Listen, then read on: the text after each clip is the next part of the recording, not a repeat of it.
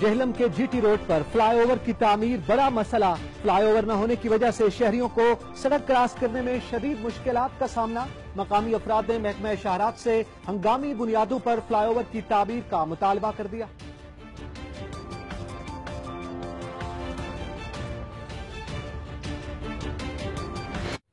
جی T road پر fly over کی تعمیر مسئلہ عظیم بن گئی۔ فلائی اوور نہ ہونے کی وجہ سے شہریوں کو سڑک کراس کرنے میں شدید مشکلات کا سامنا رہتا ہے۔ جہلم سے بابر حسین کی رپورٹ۔